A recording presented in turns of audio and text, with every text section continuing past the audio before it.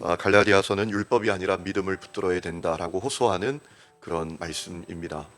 여러분, 율법이 아니라 믿음을 붙들어야 될 아주 중요한 이유를 오늘 성경은 우리에게 가르쳐주고 있는데, 율법은 우리를 율법의 노예로 만들지만 믿음은 우리를 자유인이 되게 하기 때문이다라는 거예요.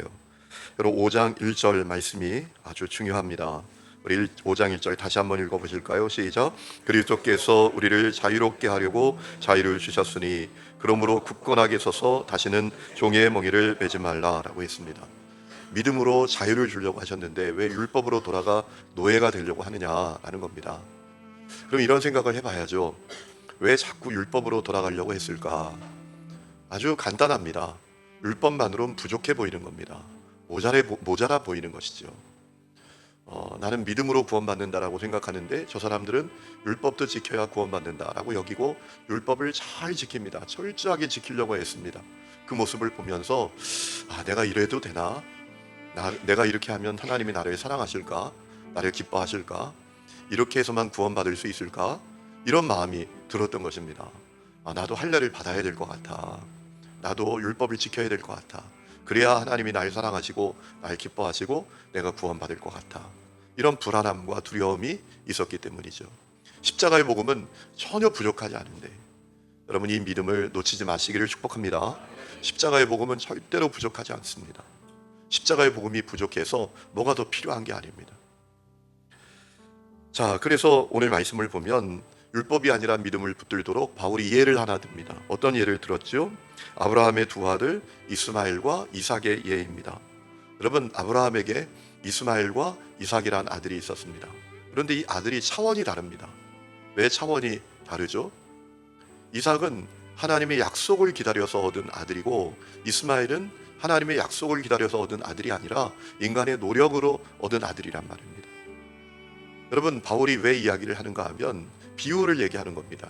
이스마엘은 율법을 상징하는 거고 이삭은 은혜를 상징하는 것이다 라는 거예요. 자, 인간의 노력으로 얻은 이 이스마엘이 왜 율법을 상징하나요? 여러분, 율법이 인간의 노력으로 행위로 구원받는다고 여기는 거잖아요.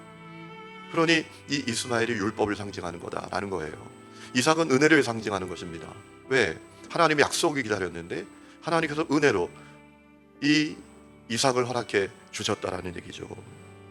22절에 그 얘기하지 않습니까? 기록된 바 아브라함에게 두 아들이 있으니 하나는 여종에게서 하나는 자유 있는 여자에게서 낳았다 하였다. 여종에게서는 육체를 따라 낳았다. 인간의 노력을 통해서 하갈에게서 이스마엘을 얻었다라는 겁니다. 그러나 자유 있는 여자 사라에게서는 약속으로 받았다. 이삭을 약속으로 받았다라는 것입니다. 여러분, 그러니 불완전한 율법이 아니라 완전한 믿음, 완전한 은혜를 붙들어야 된다라는 거예요. 율법은 불완전합니다. 그러나 은혜는, 믿음은 완전합니다. 오늘 중요한 얘기를 또 하죠. 28절에 이렇게 말합니다. 형제들아, 너희는 이삭과 같이 약속의 자녀라. 우리가 은혜로 구원받았다라는 거예요. 전적인 하나님의 은혜로 완전한 구원을 받았는데 왜 불완전한 율법, 인간의 노력으로 얻는 구원, 사실 구원을 못 받죠. 인간의 노력으로 구원을 받을 수 없죠. 그런데 왜 그리로 돌아가려고 하느냐라는 겁니다. 그러니 율법이 아니라 은혜를 붙들어라. 구원은 율법을 지킴으로 받는 것이 아니라 믿음으로, 은혜로 얻는 것이다. 이 사실을 꼭 기억해야 한다라는 것입니다. 여러분, 그런데 안타깝게도 어떤 오늘의 사람들은 불완전한 율법을 따라 삽니다. 그들은 어떤 사람들입니까? 자기가 어떤 기준을 세워요. 그리고 그 기준에 충족하지 못하면 전전긍긍하고 때로는 죄책감과 또 때로는 뭐라 그럴까요? 불안함, 두려움, 염려 속에서 살아가는 사람들이다라는 것입니다. 그렇게 하지 않으면 하나님께서 나를 기뻐하시지 않을 거야, 사랑하시지 않을 거야, 이런 마음을 갖고 있는 사람들입니다. 여러분, 그들의 문제가 뭡니까? 또 하나 그들의 문제는 뭐냐면 그것만이 문제가 아니라 그렇게 하지 않으려고 하는 사람들을 정죄한단 말입니다. 내가 어떤 기준을 세웠어요. 이렇게 하면 하나님 기뻐하실 거야, 나를 사랑하실 거야. 전전긍긍합니다. 그렇게 하지 않으면 하나님께서 나를 기뻐하시지도 않고 사랑하시지 않을 것도 같고, 그렇기 때문에 죄책감도 가지고 염려 두려움 가운데 사는 것은 말할 것도 없고, 그렇게 하지 않는 사람들을 정죄한단 말이에요. 오늘 29절에 그 얘기를 하지 않습니까? 그러나 그때 육체를 따라 난 자가 성령을 따라 난 자를 박해한 것 같이 이제도 그러하도다. 율법을 따라 사는 사람들은 율법을 따라 살지 않는 사람들을 정죄한단 말이에요. 여러분, 이거 얼마나 참 위험한 일입니까? 쉽게 말씀드립니다. 여러분, 한번 이렇게 생각해 보세요. 여러분이 이런 마음을 가져요. 야, 새벽 기도 해야 돼. 새벽 기도 한 번도 빠지면 안 돼. 어떤 그런 기준을 세우고 새벽 기도 한 번도 안 빠지려고 전전긍긍합니다. 한 번 빠지면 막 죄책감을 가지고 두려움을 가져요. 아, 하나님 날 사랑하시지 않을 거야. 난 구원받지 못할 거야. 주님이 날 기뻐하시지 않을 거야. 이런 전전긍긍하는 마음을 갖고 있어요. 여러분, 이게 얼마나 엉터리입니까? 하나님은 내가 새벽 기도를 못해도 나를 사랑하십니다. 여러분, 얼마나 안타까운 거예요. 더 쉬운 예를 들까요? 여러분의 자녀가 있어요. 얘가 어떤 목적을 세웠어요. 아, 내가 시험 100점 맞아야지. 100점 맞아야 우리 부모가 날 사랑할 거야. 100점 맞아야 우리 부모가 날 기뻐할 거야.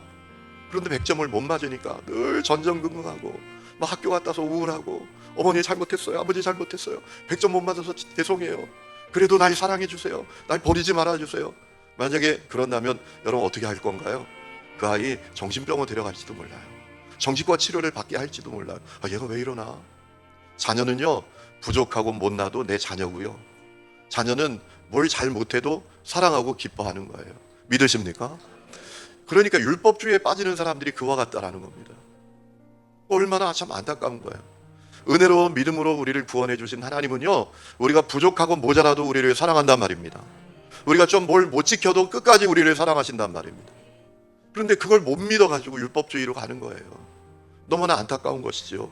그래서 오늘 성경에 바울이 뭐라고 말합니까? 그 율법주의 내쫓으라 라는 얘기예요. 내쫓으라. 율법주의 버려버려라. 여러분 30절에 그 얘기하지 않습니까? 그러나 성경이 무엇을 말하느냐? 여종과 그 아들을 내쫓으라. 여종의 아들이 자유 있는 여자의 아들과 더불어 유업을 얻지 못하리라 하였느니라. 여러분, 율법을 상징하는 이 이스마엘, 아브라함이 내쫓잖아요. 하갈과 이스마엘을 내쫓지 않습니까? 비유예요, 비유. 잘 생각하셔야 합니다. 율법을 상징하는 이 하갈과 이스마엘을 내쫓았잖아요. 그러니까 이 갈라디아 지역에 있는 성도들에게 얘기하는 겁니다. 율법 내쫓아라. 그거 건강한 신앙 아니다. 바른 복음 아니다. 그건 사단의 복음이다. 다른 복음이다. 우리를 망하게 하는 복음이다. 그거 버려버려라 라고 말해요. 31절에 그런즉 형제들아, 우리는 여종의 자녀가 아니요 자유 있는 여자의 자녀니라. 우리는 율법을 지켜서 구원받는 자녀가 아니라 믿음으로 은혜로 구원받은 자녀이니까 율법을 내쫓아라 라는 겁니다. 하나님은 그럼에도 불구하고 우리를 끝까지 사랑하시고 은혜로 우리를 구원해 주신 주님이 우리를 끝까지 사랑하시니 율법주의 내쫓으라 라는 거예요. 여러분 생각해 보세요. 구원 왜 받았습니까? 은혜로 받지 않았습니까? 뭘 잘해서 받았습니까? 뭘 지켜서 받았습니까? 자격이 있어서 받았습니까? 공로가 있어 받았습니까? 아니, 그래도 구원해 주셨는데 구원받은 우리들이 조금 부족하다고 기뻐하시지 않고 사랑하시지 않고 버린다. 이게 말이나 됩니까? 이거 율법주의에 빠지는 것이 얼마나 참 위험한 것인지를 바울이 너무나 잘 알고 있었다라는 거예요. 여러분, 우리는 은혜로 구원받은 사람들입니다. 우리는 좀 부족하고 모자라도 하나님께서 끝까지 우리를 사랑하시는 사람들입니다. 그러므로 우리가 어떻게 살아야 합니까? 기쁨으로 살아야 될 줄로 믿습니다. 감사함으로 살아야 할 줄로 믿습니다. 그리고 때때로 여러분, 우리가 어려운 마음이 있을지라도 참으로 하나님의 마음을 생각하며 살아야 합니다. 그래도 하나님 날 사랑하셔. 여러분, 우리가 때로 넘어질 때도 있어요. 율법 못 지키는 건 말할 것도 없고요. 오히려 죄를 지을 때도 있잖아요. 여러분, 어떻게 돌아옵니까? 아버지의 사랑을 기억해야 돌아오죠. 탕자가 집 나갔습니다. 방탕하게 살았습니다. 아버지 것 다 허비했습니다. 그런데 왜 돌아왔습니까? 아버지는 날 기다려. 아버지는 날 사랑하셔. 그 마음으로 돌아왔던 거잖아요. 여러분, 우리가 하나님의 마음을 잘 기억하고 살아야 돼요. 또 이래야 합니다. 여러분, 그러면 우리가 아무것도 안 지켜도 되냐? 뭐 아무것도 안 해도 되냐? 그건 아니죠. 우리는 구원받으려고 충성하는 게 아닙니다. 은혜로 구원받았기 때문에 충성하는 거예요. 내게 주신 은혜가 놀랍기 때문에 우리가 우리 자신을 다 주님께 드리며 살아가는 거예요. 지난 주일날 서론에 제가 말씀을 드릴 때 부여있는 제 후배 목사님 얘기 드렸잖아요. 땀펄교회. 아니, 권사님이 평생 다닌 직장을 퇴직하면서 퇴직금 11조를 드린단 말이에요. 여러분, 누가 시켜서 한 겁니까? 율법으로 그렇게 한 겁니까? 아닙니다. 내게 주신 은혜가 너무 놀랍고 감사하니까 기쁨으로 그렇게 하는 거예요. 그게 자유인이죠. 야, 이거 안 지키면 너 망한다. 너 버린다. 너 안 기뻐한다. 그러면 질질 끌려가는 거 아닙니까? 그게 율법이에요.